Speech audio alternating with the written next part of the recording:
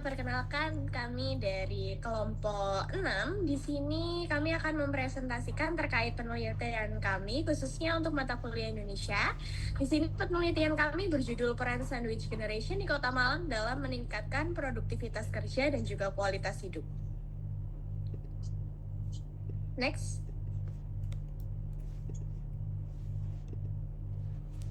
Pertama-tama kita akan memperkenalkan anggota kelompok kami.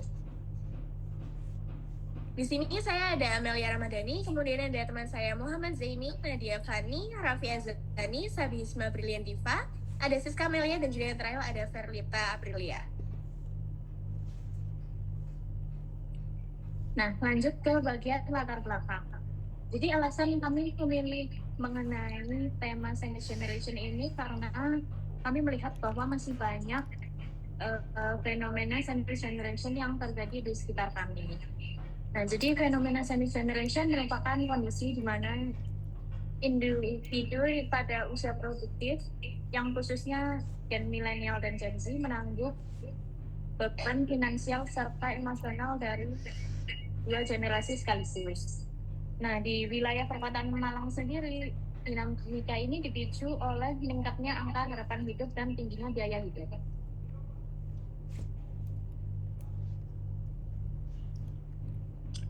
Nah, dalam penelitian ini kami menggunakan 3 landasan teori utama. Yang pertama ada teori sandwich generation. Jadi orang-orang dalam usia produktif yang harus menghadapi tanggung jawab ganda, yaitu memenuhi kebutuhan keluarga inti atau anak dan pasangan, serta orang tua atau anggota keluarga lain yang masih bergantung secara finansial atau emosional. Yang kedua ada teori produktivitas kerja. Jadi produktivitas kerja ini adalah kemampuan individu untuk menghasilkan hasil kerja dengan cara yang efisien dan efektif sesuai dengan sasaran organisasi. Produktivitas dipengaruhi oleh berbagai faktor, baik dalam diri maupun dari luar, seperti dorongan diri, tingkat beban kerja, suasana lingkungan kerja, dukungan dari orang-orang sekitar, serta keseimbangan antara pekerjaan dan kehidupan pribadi. Yang ketiga ada teori kualitas hidup atau quality of life. Kualitas hidup ini merujuk kepada sejauh mana kesejahteraan seseorang yang mencakup berbagai aspek seperti fisik, mental, sosial, dan keuangan. Orang yang mengalami kualitas hidup yang baik umumnya dapat menemukan keseimbangan antara karir, kesehatan mental, interaksi sosial, dan situasi ekonomi.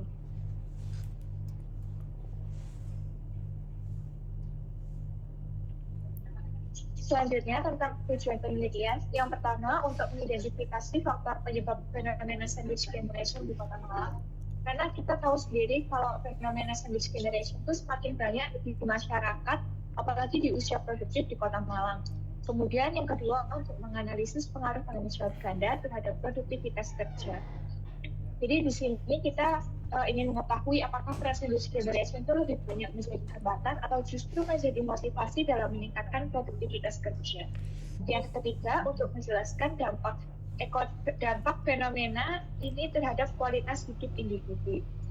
Dari penelitian ini kami ingin mengetahui sejauh mana peran sandwich generation mempengaruhi kesehatan hidup seseorang, baik dari sisi psikologis maupun sosial. Dan yang terakhir, tujuannya untuk mengetahui strategi coping atau cara bertahan yang digunakan untuk mengelola tekanan ekonomi dan psikologis. Di sini kita ingin mengetahui strategi coping yang efektif itu akan dapat berdampak membantu sandwich generation tetap produktif, menjaga kesehatan mental, dan mempertahankan kualitas hidup meskipun memiliki beban yang banyak. Untuk metode penelitian sendiri, di sini kami menggunakan 3 metode, yaitu yang pertama observasi lapangan, yang dimana menganalisa perilaku nyata para sandwich generation terkait produktivitas dan kualitas hidup.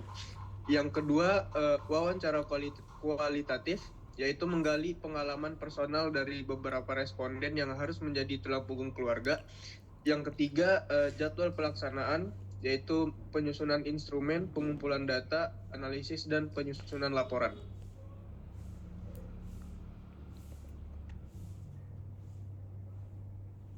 Raffi?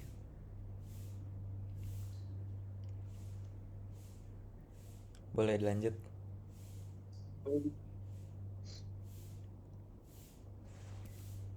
Untuk biodata transfer sendiri, di sini ada Rafita Nur Afrianti, berumur 20 tahun, tidak memiliki pekerjaan dikarenakan PHK. Yang kedua ada Audra Nirmandi, umur 26 tahun, wira swasta dan owner coffee shop.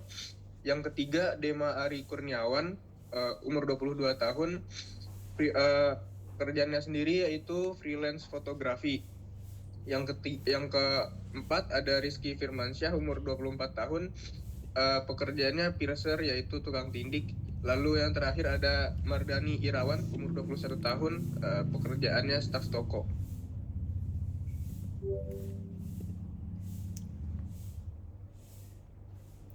Siska. Nah, untuk temuan hasil wawancaranya dari para narasumber yang mereka berbeda-beda latar belakangnya. Nah, yang pertama, sebagian besar sandwich generation mereka kan merasa mengalami tekanan finansial, terus kelelahan mental, keterbatasan waktu buat diri sendiri. Tapi mereka malah merasa kalau kondisi itu tuh nggak menurunkan semangat kerja, justru malah membuat mereka merasa termotivasi. Terus yang kedua, tanggung jawab terhadap keluarga itu tuh malah jadi sumber motivasi untuk mereka kerja lebih keras lagi buat ningkatin keterampilan, pengetahuan, dan lebih semangat buat belajar hal baru, buat tujuannya memperbaiki kondisi ekonomi keluarga mereka. Terus yang ketiga ada peran sebagai sandwich generation ini mendorong terbentuknya pemikiran yang lebih dewasa dan rasa tanggung jawab yang lebih tinggi, terutama dalam mengelola prioritas hidup dan gimana mereka ambil keputusan. Karena seperti narasumber Mardani Irawan, dia tuh sudah ayahnya sudah meninggal, jadi untuk teman diskusi pun juga terbatas, dan untuk ibunya juga sedang sakit, jadi dia dukungan dari keluarganya tuh lebih sedikit gitu. Terus yang terakhir, dukungan sosial dari keluarga dan lingkungan sekitar ini terbukti membantu mereka untuk menghadapi tekanan yang mereka rasakan. Jadi mereka bisa jaga kesehatan mental mereka dan merasa harus lebih produktif buat bekerja. Baik, kita lanjut ke kesimpulan. Jadi kesimpulannya adalah tidak semua produktivitas dan kualitas hidup sandwich generation itu rendah. Seperti yang dikatakan tadi, semua sandwich generation juga mendapat dukungan dari orang tua dan keluarga dalam bekerja sehari-hari. Dan juga dari sandwich generation ini ada Gen Z yang overthinking dan stres karena beberapa dari mereka itu merasa tertekan karena menjadi tulang punggung keluarga. Dan juga ada yang pasrah dan mengikuti alur dalam menjalani kehidupan. Terima kasih banyak. Mungkin boleh ditutup oleh Amelia. Baik, sekian presentasi dari kelompok kami. Mohon maaf bila ada salah kata atau perilaku yang kurang berkenan. Kami mengucapkan terima kasih.